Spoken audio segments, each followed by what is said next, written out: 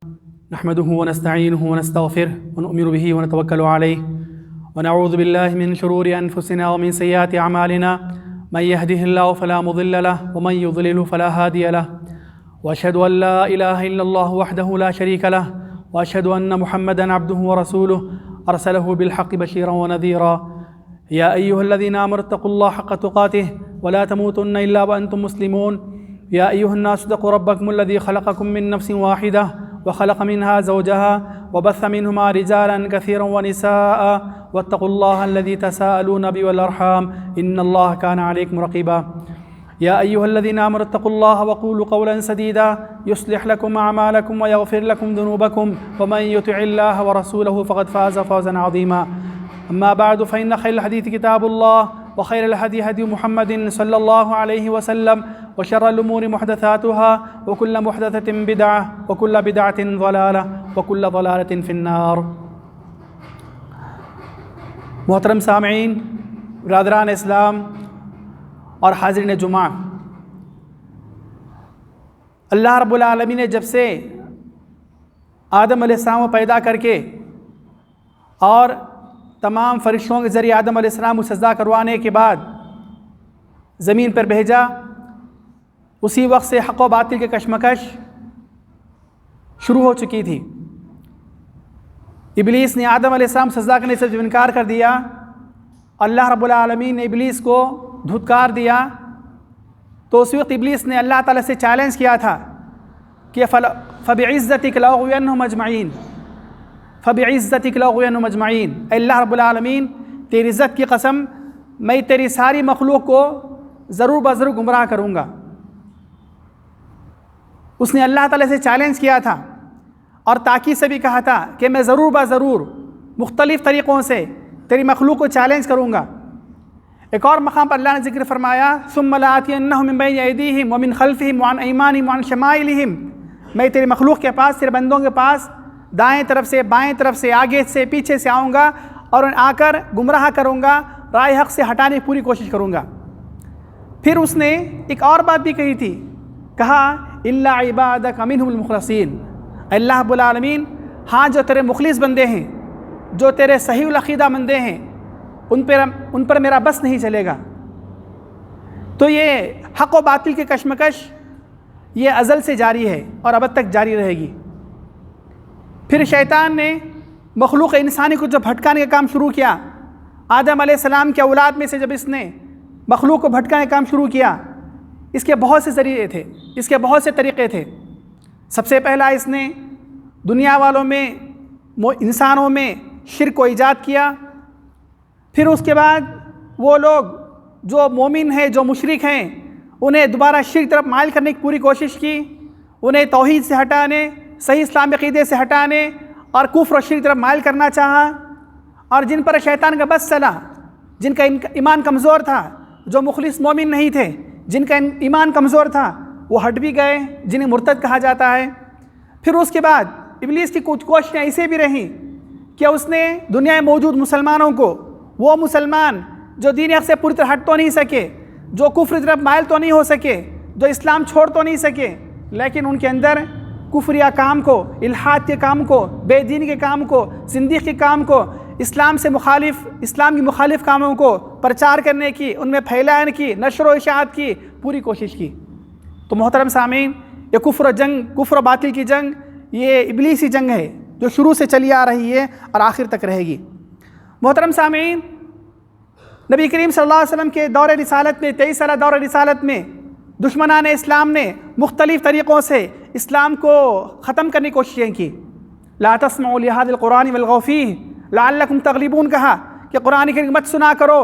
کہیں تم پر غالب نہ آ جائے۔ کو کفار مکہ نے اور مدینے کے یہودیوں نے اور منافقین نے مختلف طریقوں سے اسلام کی رفتار کو روکنے کی کوشش کی اور مسلمانوں کو اسلام سے نکالنے کی کوشش کی،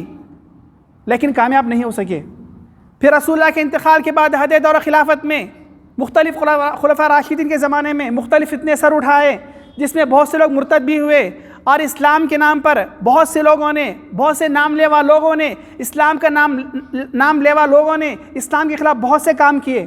عبداللہ بن سبا جو ایک مشہور و معروف شیطان تھا، جو دراصل یہودی تھا اور جو دراصل اسلام دشمن تھا، اس نے اسلام کے خلاف کیا کیا نہیں کیا، یہاں تک کہ اس نے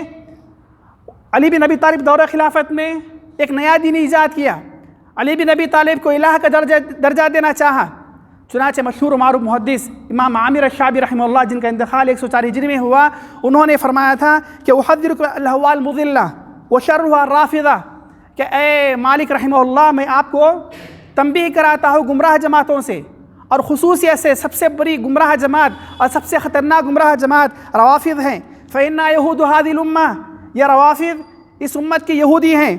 یبغضون الاسلام کما یبغض الیہود النصرانیہ، یہ روافضہ یہ دراصل اسلام سے ایسے نفرت کیا کرتے ہیں جیسے یہودی نصرانی سے نفرت کیا کرتے ہیں۔ وَلَمْ يَدْخُلُوا فِي الْإِسْلَامِ رَغْبَةً وَلَا رَهْبَةً عَنِ اللَّهِ، یہ روافض یہ شیعہ اسلام میں اللہ تعالیٰ کی قربت حاصل کرنے کے لیے اللہ تعالیٰ کے ڈر خوف سے اسلام میں داخل نہیں ہوئے ہیں، وَلَكِنْ مَقْتًا بِأَهْلِ الْإِسْلَامِ، لیکن اسلام کے خلاف ناراضگی، مسلمانوں کے خلاف ناراضگی کی وجہ سے لوگ اسلام میں داخل ہوئے ہیں۔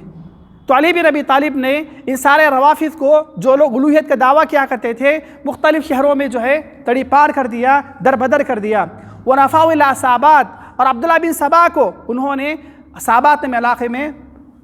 در بدر کر دیا۔ تو محترم سامعین، عہد رسالت سے ہی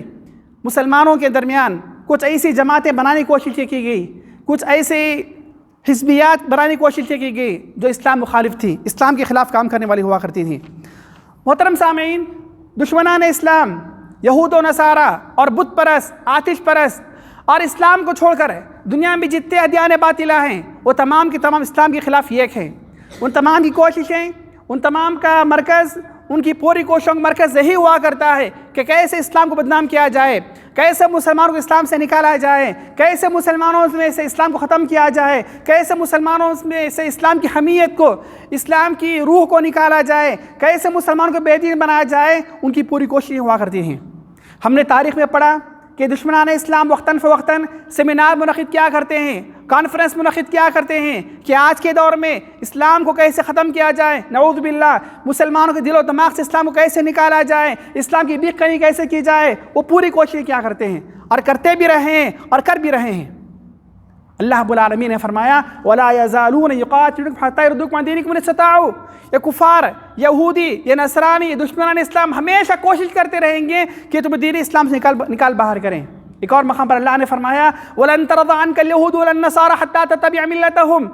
یہ یہودی نصرانی تم سے اس وقت تک راضی نہیں ہوں گے جب تک کہ آپ ان کے دین کو قبول نہیں کر لیں گے۔ تو محترم سامعین، دشمنان اسلام نے ہر زمانے میں نت نئے طریقوں سے، مختلف طریقوں سے، مختلف اسلوب سے مسلمانوں سے اسلام کو ختم کرنے کی پوری کوششیں کی، مسلمانوں کے دلوں سے اسلام کو نکالنے کی پوری کوششیں کی، مسلمان کو بس برائے نام مسلمان رکھنے کی پوری کوششیں کی، اور مسلمانوں کو اسلام سے نکال کر اپنے ادیان میں شامل کرنے کی پوری کوششیں کی، جنہیں مرتد کہا جاتا ہے۔ آئیے آج کے خطبہ جمعہ میں ہم جانیں کہ دشمنان اسلام نے اسلام کے خلاف کس کس طرح کی کوششیں کی ہیں۔ دشمنان اسلام نے، یہود و نصارہ اور ادیان باطلہ نے اسلام کے خلاف کیسے کیسے کارنامے، کیسے کیسے کام کیے، کیسے کیسے سیاہ کاریاں کی، مسلمانوں کے درمیان اختلافات کو پیدا کرنے کے لیے، مسلمانوں کے درمیان بے دینی کو رواج دینے کے لیے، مسلمانوں کے درمیان دین سے نکالنے کے لیے کیا کیا طریقے اپنائیں، آئیے آج خطبہ جمعہ میں جانیں، تاکہ ہم بیدار ہو جائیں اور تاکہ ہم اہل علم اپنے علم کی روشنی میں، کتاب و سنت کے دلائل کی روشنی میں، علم و بصیرت کے ساتھ آنے والی نسلوں کو، اپنے مسلمان بھائیوں کو اسلام کی طرف راغب کر سکیں، انہیں اسلام پر ثابت قدمی سے جینے کی تلقین کر سکیں۔ محترم سامعین، دشمنان اسلام نے ایک فرقہ پیدا ہوا جنہیں زندیق کہا جاتا ہے۔ زندیق یہ وہ جماعت ہے جن کا مقصد یہی تھا کہ عوام الناس کو، مسلمانوں کو اسلام سے نکالا جائے، مسلمانوں کو مذہب اسلام سے باہر نکالا جائے، یا نہیں تو کم سے کم مسلمانوں کے درمیان کچھ ایسے کام کیے جائیں، کچھ ایسی حرکتیں کی جائیں کہ مسلمانوں کی شان و شوکت، مسلمان کا رعب و دبدبہ، مسلمانوں کی طاقت ختم ہو جائے۔ ان زنادقہ نے، ان زندیقیوں نے اسلام کو ختم کرنے کے لیے، اسلام کو شکست دینے کے لیے، اسلام کو کمزور کرنے کے لیے بہت سے حربے اپنائے، بہت سے حربے اپنائے۔ یہ زندیق دراصل اپنے باطل مذہب پر ہی تھے، کوئی یہودی تھا، کوئی عیسائی تھا، کوئی بت پرست تھا، کوئی آتش پرست تھا، لیکن یہ لوگ اپنی حرکتوں کو جاری رکھنے کے لیے براہ راست مسلمانوں نے کا ڈھونگ رچایا، اپنا نام مسلمانوں جیسا نام رکھا، اپنا حلیہ، اپنا چہرہ بشرا مسلمانوں جیسا بنایا، مسلمان کے صفوں میں گھس گئے اور مسلمانوں کے درمیان رہتے ہوئے کچھ ایسی حرکتیں کی، کچھ ایسے کام کیے جس سے وہ اسلام کو نعوذ باللہ نقصان پہنچانا چاہتے تھے، جس سے وہ نعوذ باللہ مسلمانوں کو کمزور کرنا چاہتے تھے۔ اور تاریخ میں ہوا بھی، ان زنادقہ کی وجہ سے، ان زندگیوں کی وجہ سے مسلمانوں کی شان و شوکت بھی کم ہو گئی، مسلمان کے عقائد میں فرق آیا، مسلمان کی دینداری میں فرق آیا، مسلمان کی اسلام کی تعلق سے جو حمیت تھی اس میں فرق آیا۔ المہم یہ زنادقہ مختلف طریقوں سے اسلام کے خلاف کام کرنے لگے۔ ان زنادقہ نے، ان میں جو پڑھے لکھے لوگ تھے، امام ابن حبان رحمہ اللہ اپنی کتاب میں لکھا ہے کہ زنادقہ دراصل کفر کا عقیدہ رکھا کرتے تھے، یہ کبھی اللہ اور یوم آخرت ایمان نہیں رکھا کرتے تھے، یہ مختلف شہروں میں پھیل جاتے، علماء کا روپ دھار لیتے، علماء کی شکل اختیار کر لیتے اور عوام الناس سے بیٹھ کر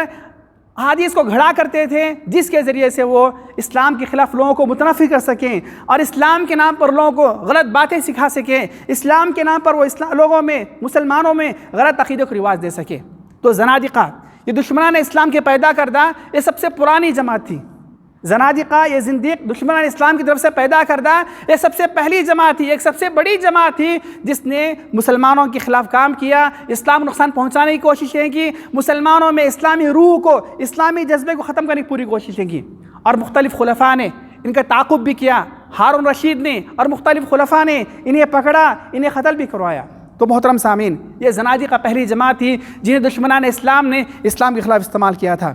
اسی طرح محترم سامعین، آج کا جو ماڈرن زمانہ ہے، آج کا جو ترقی یافتہ زمانہ ہے، تعلیم کے پھیلاؤ کا زمانہ ہے، ڈگریوں کے پھیلاؤ کا زمانہ ہے،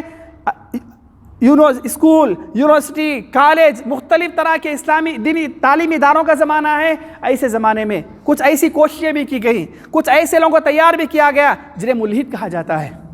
محترم سامعین، علماء اسلام نے، فقہاء اسلام نے آج کے زمانے ملحد کی بہت سی تعریفیں کی ہیں۔ اس میں ایک تعریف یہ ہوا کرتی ہے کہ المیل عن الحق، ملحد وہ ہوا کرتا ہے جو حق راستے سے، راہ مستقیم، صراط مستقیم سے، راہ حق سے ہٹ جاتا ہے اور باطل طرف مائل ہو جایا کرتا ہے۔ اگر ہم آج کے زمانے میں ملحد کی تعریف کریں تو وہ لوگ جو برائے نام مسلمان تو ہیں،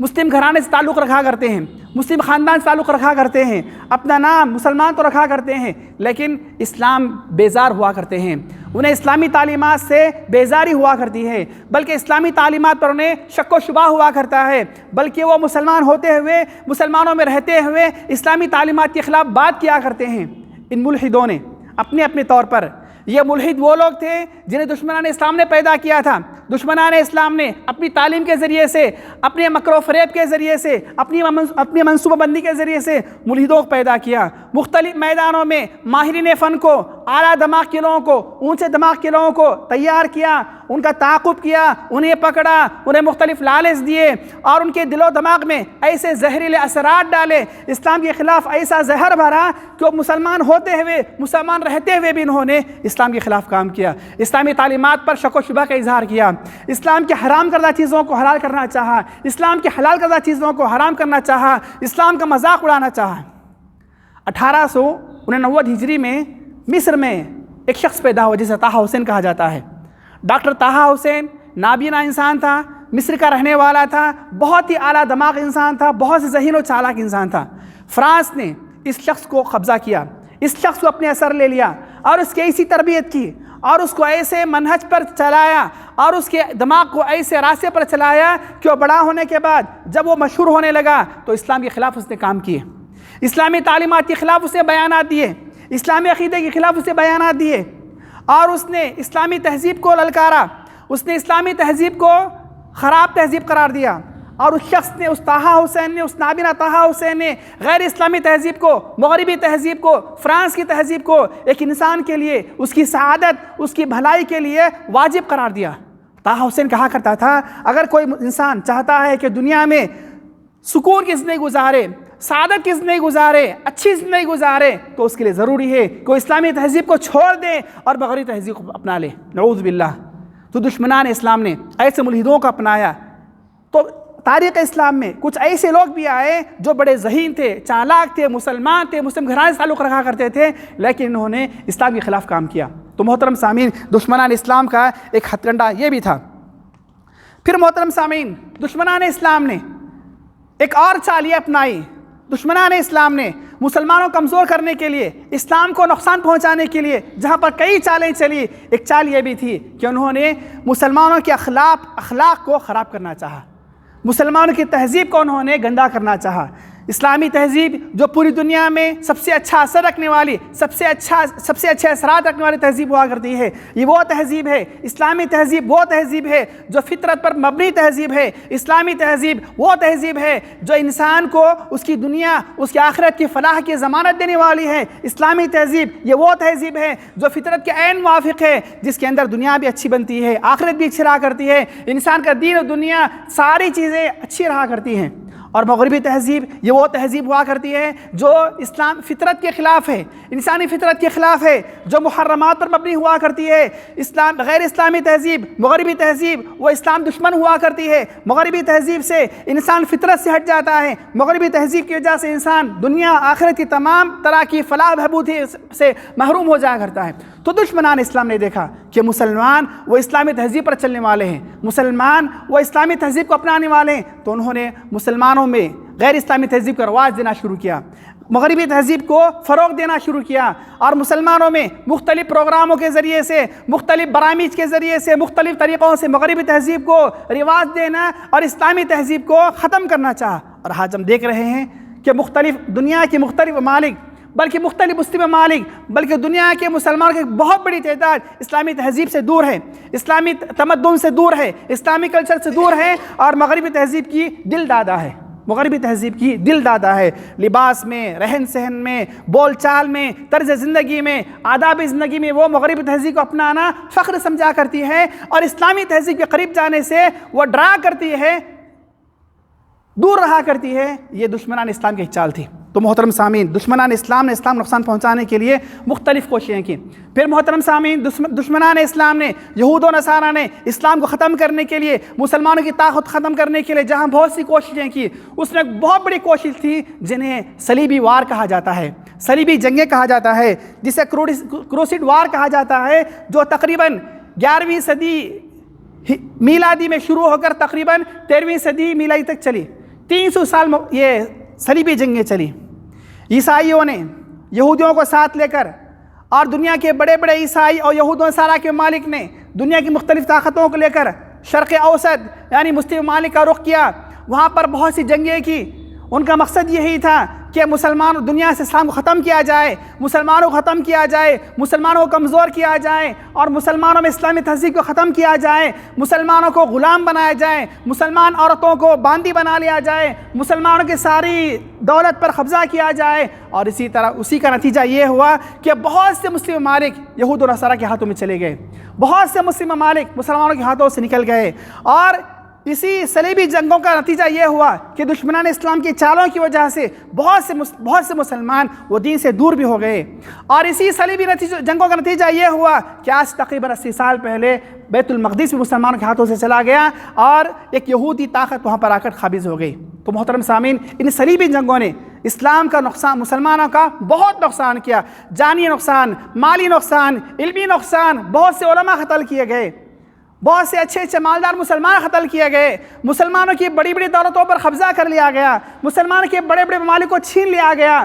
اور اسلامی تہذیب کو ختم کرنے کی پوری کوششیں کی گئی، غیر اسلامی تہذیب کو، مغربی تہذیب کو رواج دینے کی پوری کوششیں کی گئی۔ تو صلیبی جنگیں اسلام کو نقصان پہنچانے میں ایک بہت بڑا کردار ادا کرتی ہیں۔ تو محترم سامعین، یہ سارے دشمنان اسلام کی چالیں تھیں۔ پھر محترم سامعین، آج کا زمانہ ترقی یافتہ زمانہ ہے، ذرا سی بات ہوتی ہے،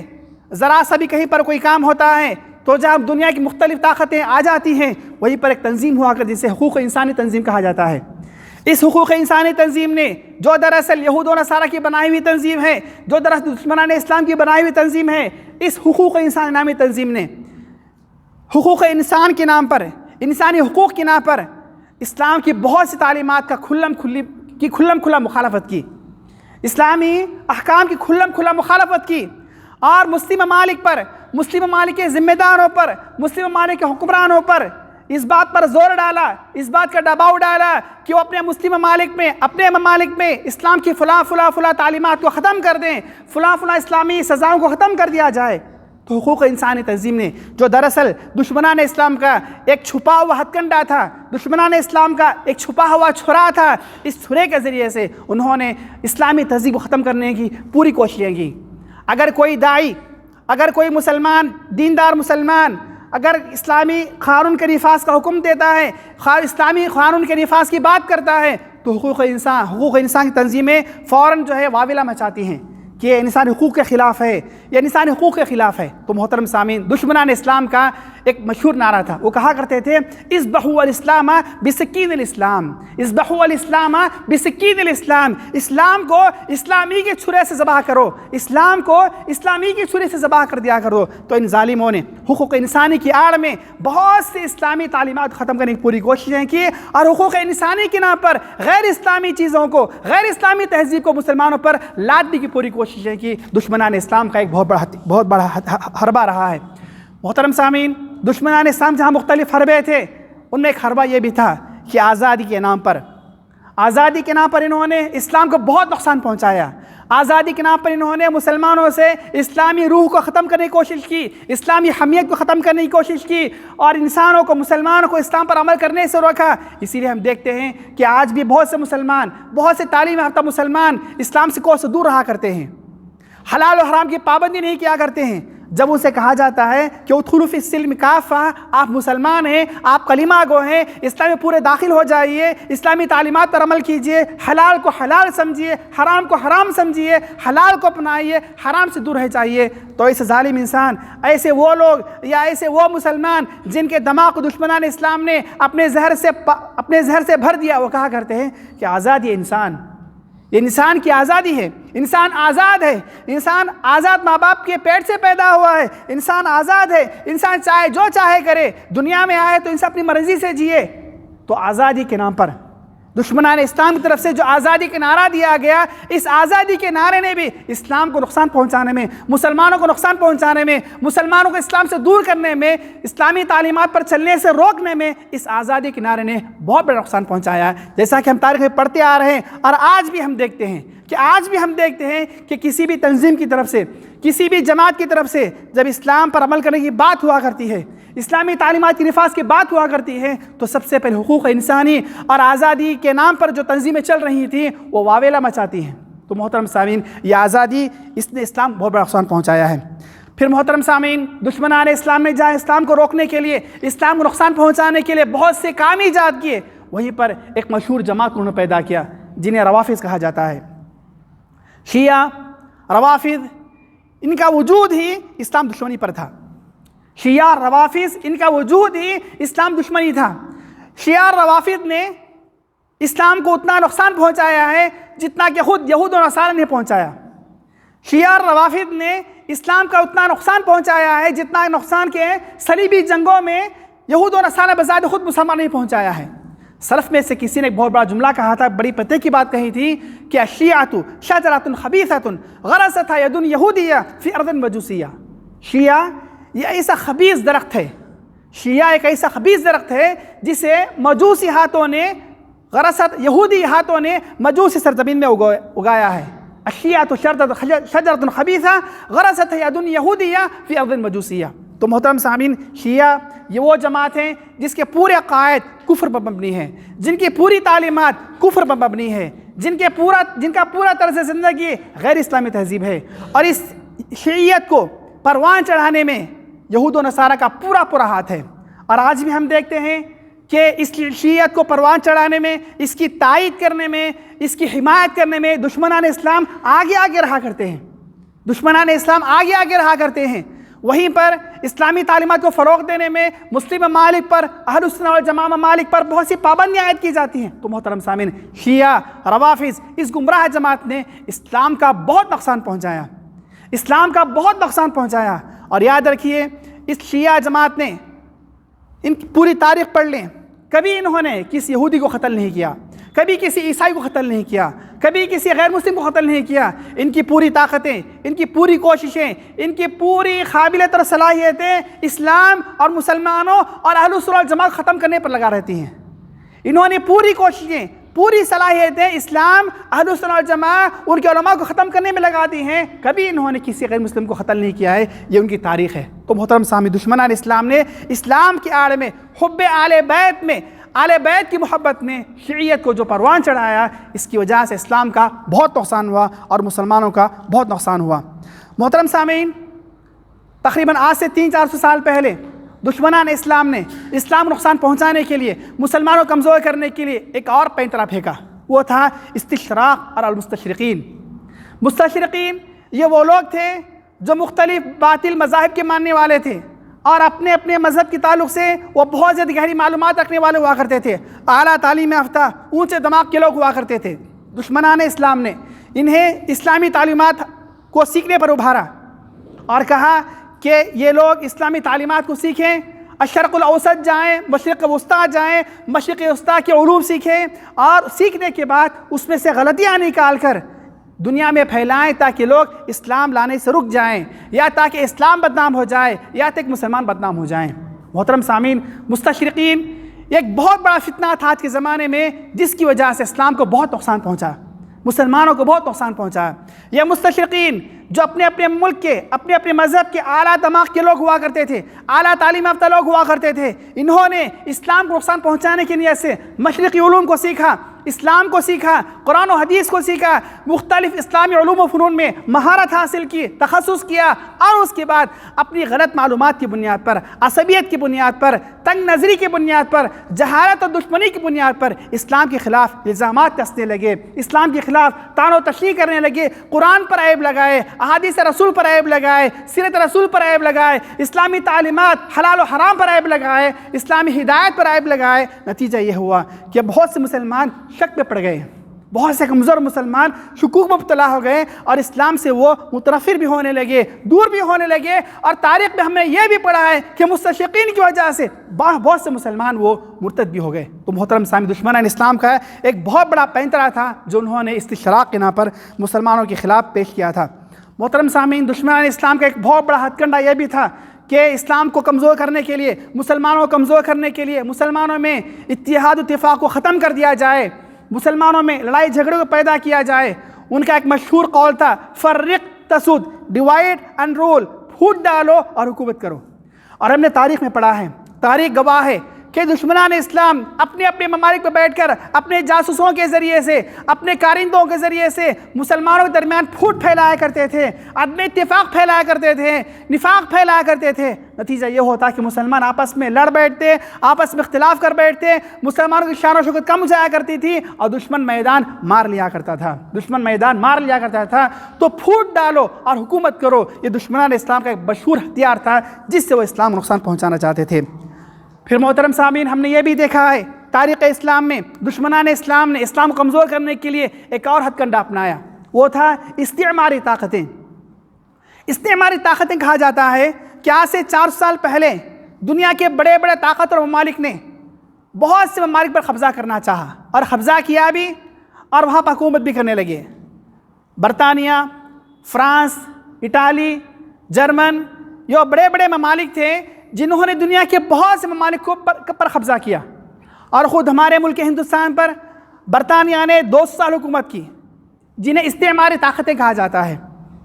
تو دنیا کی جو 4 بڑی طاقتیں تھیں، برطانیہ، فرانس، اٹالی، پرتگال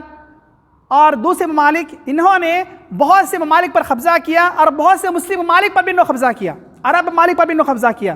100 سال 200 سال 300 سال تک حکومتیں کی۔ اور اس دوران، ان کی حکومت دوران، انہوں نے اسلام پر حتی المقدور حملے کیے، مسلمانوں کو کمزور کرنے کی حتی المقدور کوششیں کی اور اسلام نقصان پہنچانے کی بھرپور کوششیں کی۔ آپ ہندوستانی تاریخ اٹھا کر پڑھ لیجئے کہ مسلم علماء کو کیسے کیسے ستایا گیا، کتنے لاکھ مسلمانوں کو سولی پر چڑھایا گیا، کتنے ہزار علماء کرام کو سولی پر چڑھایا گیا، علماء صادق پور پر کیسی کیسی اذیتیں دی گئیں، یہ تاریخ گواہ ہے۔ تو استعماری طاقتوں نے، ان انگریزوں نے، ان قابض طاقتوں نے اسلام کو نقصان پہنچانے میں کوئی کسر نہیں چھوڑی، بلکہ ایک مورخ لکھتا ہے کہ استعماری طاقتوں کا سب سے بڑا مقصد وہ اسلام اور مسلمانوں کو ختم کرنا بھی تھا۔ اور استعماری طاقتیں جب کسی ملک پر قبضہ کیا کرتی تھی کہ ان کی سب سے بڑی توجہ وہاں پہ موجود اسلام اور مسلمان ہوا کرتے تھے، ان کی سب سے بڑی منصوبہ بندی اسلام اور مسلمانوں کو ختم کرنے کے لیے ہوا کرتی تھی، جیسا کہ تاریخ گواہ ہے۔ تو ان استعماری طاقتوں نے اسلام کو، مسلمانوں کو بہت نقصان پہنچایا۔ تو محترم سامعین، یہ وہ چیزیں تھیں جس کی وجہ سے اسلام کو بہت نقصان پہنچا۔ پھر محترم سامعین، دشمنان اسلام نے یہ بھی کوشش نہیں کی کہ مسلمانوں کو صحیح اسلام سے روکا جائے، مسلمانوں کو صحیح عقیدے سے روکا جائے۔ انہوں نے یہ بھی کوششیں کی کہ مسلمانوں میں خبر پرستی کو، بت پرستی کو، شرک و بدعت کو، خرافات کو، غیر اسلامی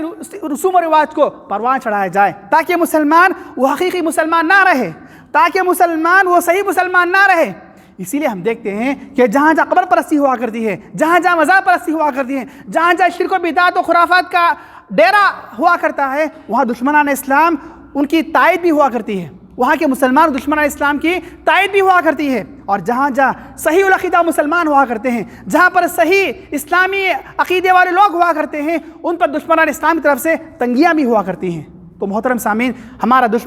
دشمنان اسلام اچھی طرح جانتے ہیں کہ کون مسلمان صحیح مسلمان ہے، کون مسلمان وہ غلط مسلمان ہے، کس کا عقیدہ صحیح ہے، کس کا عقیدہ غلط ہے، وہ اچھی طرح جانتے ہیں، اور پوری کوشش یہ کرتے ہیں کہ صحیح العقیدہ مسلمانوں کو ختم کیا جائے، ان کی روح کو ختم کیا جائے، انہیں شکست دی جائے، اور جو غلط عقیدہ مسلمان ہیں انہیں اور تائید دی جائے۔ یہ پوری کوشش ہوا کرتی ہے۔ یاد رکھیں، دشمنان اسلام سارے مسلمانوں کو جانتے ہیں، مسلمانوں میں موجود سارے مذاہب کو جانتے ہیں، مسلمانوں میں موجود سارے افکار و خیالات کو جانتے ہیں، اور کس مذہب کے ساتھ، کس عقیدے والوں کے ساتھ کیسے سلوک کرنا ہے وہ بھی اچھی طرح جانتے ہیں۔ مولانا عبد الوہاب خلجی رحمہ اللہ، جن کا انتقال آج سے 3 سال پہلے ہوا تھا، جمعیت اہل حدیث کے ایک بہت بڑے عالم دین تھے، اور کئی سال تک ہندوستانی جمعیت اہل حدیث کے امیر بھی رہے ہیں۔ آج سے 25 سال پہلے انہوں نے اپنا واقعہ بتایا کہ ہندوستان کا ایک صدر شنکر دیال شرما، اس کے محل میں، راج بھون میں ہندوستانی مسلمانوں کے مختلف جماعتوں کے ذمہ داروں کو بلایا گیا، تبلیغی جماعت کے، بریلوی جماعت کے، صوفی جماعت کے، اہل حدیث جماعت کے، مختلف جو مسلمانوں کی تنظیمیں ہیں، جماعتیں ہیں، سب کے ذمہ داروں کو بلایا گیا، ایک میٹنگ رکھی گئی، اور اس کے سامنے ہر جماعت کے آدمی کا تعارف بھی کرایا جا رہا تھا کہ یہ تبلیغی جماعت کے امیر ہیں، یہ جماعت اسلامی کے امیر ہیں، یہ فلاں جماعت کے امیر ہیں۔ جب عبد الوہاب خلجی رحمہ اللہ کی باری آئی تو کہا گیا یہ جمعیت اہل حدیث کے امیر ہیں۔ تو شنکر دیال شرما، جو دراصل ایک دشمن اسلام ہے، وہ ایک بت پرست تھا، ایک ہندو تھا، اس نے فوراً کہا، اچھا آپ اہل حدیث جو آمین بالجہر کہتے ہیں، آپ اہل حدیث جو سینے پر ہاتھ باندھنے والے ہوئے ہیں، آپ اہل حدیث جو 3 طلاق ایک ہی طلاق مانتے ہیں، وہ جمعیت اہل حدیث مسلک کی ساری خوبیاں بیان کرنے لگا، ساری نمایاں خصوصیات بیان کرنے لگا۔ تعجب کی بات ہے محترم سامعین، دشمنان اسلام ہمیں اچھی طرح جانتے ہیں کہ کس ملک کا مسلمان کس طرح کا ہے، کس جگہ کا مسلمان کس طرح کا ہے، کس مسلک کا مسلمان وہ کتنا صحیح مسلمان ہے، کتنا غلط مسلمان ہے۔ تو صحیح العقیدہ مسلمانوں کو تکلیف پہنچانے میں وہ پوری کوششیں کیا کرتے ہیں، اور غلط مسلمانوں کو، غلط عقیدہ والے مسلمانوں کو پروان چڑھانے میں پوری مدد کیا کرتے ہیں۔ تبھی تو طاہر القادری جیسا بت پرستوں کا سردار اس دنیا کے ایک بہت بڑے ملک کینیڈا نے اپنی شہریت دے رکھی ہے۔ تو محترم سامعین، یہ سارے دشمنان اسلام کے حربے تھے جو وہ اسلام کے خلاف، مسلمانوں کے خلاف کیا کرتے ہیں۔ ستیزہ کار رہا ہے ازل سے تا امروز، اقبال نے کہا تھا ستیزہ کار رہا ہے ازل سے تا امروز، چراغ مصطفی سے شرار بولہبی۔ ابو لہب کا جو چراغ تھا اور نبی میں جو چراغ تھا، ان دونوں چراغوں میں ہمیشہ سے جنگیں چل رہی ہیں۔ تو محترم سامعین، ہمارا دشمن یہود و نصارہ اور سارے دشمنان اسلام، وہ اسلام کو ختم کرنے کے لیے، مسلمانوں کو ختم کرنے کے لیے، مسلمانوں کی روح کو ختم کرنے کے لیے، اور مسلمانوں میں ہر طرح کی خرابیوں کو پیدا کرنے کے لیے دن رات کوششیں کر رہے ہیں، سیمینار منعقد کر رہے ہیں، پوری کوششیں کر رہے ہیں، اس کے تعلق سے مجلات نکال رہے ہیں، کتابیں لکھ رہے ہیں، کانفرنس منعقد کر رہے ہیں، شب و روز کی کوشش جاری ہے۔ لیکن ہم مسلمان ہمارا یہ فرض بنتا ہے کہ اپنے ایمان کو مضبوط کریں، دین اسلام پر ثابت قدم رہیں، صحیح اسلام پر عمل کریں، صحیح اسلام کو سیکھیں، علماء کی رہنمائی میں رہیں، علماء کے ساتھ ربط میں رہیں، صحیح العقیدہ مسلمانوں کے ساتھ رہیں، صحیح العقیدہ مسلمان کے ربط میں رہیں، اور اللہ رب العالمین سے ہمیشہ دین اسلام پر ثابت قدم کی دعا بھی مانگتے رہا کریں، ربنا لا تزغ قلوبنا بعد إذ ہدیتنا۔ تو محترم سے ہمارا فرض بنتا ہے کہ آج کے دور کے ان تمام فتنوں سے ہم آشنا رہیں،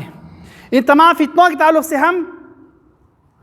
آشنا رہیں، تاکہ ہم اور ہمارے آنے والی نسلیں اسلام پر مضبوطی سے چل سکیں، اسلام پر مضبوطی سے قائم رہ سکیں، اور دشمنان اسلام کا کوئی بھی ہتھ کنڈا، ان کا کوئی بھی بار اسلام کو اور مسلمان کو نقصان نہ پہنچا سکے۔ اللہ تعالیٰ سے دعا ہے اللہ تعالیٰ مجھے اور تمام مسلمانوں کو، ہماری نسلوں کو، تمام انسانوں کو اسلام پر مضبوطی سے قائم رہنے کی توفیق عطا فرمائے۔ اللہ رب العالمین دشمنان اسلام کی تمام چالوں کو ختم کر دے۔ بارک اللہ لنا ولکم فی القرآن العظیم ونفعنا وإياكم بما فيه من الآيات والذکر الحکیم انہ تعالی جواد کریم ملک بر رؤوف رحیم رب حلیم۔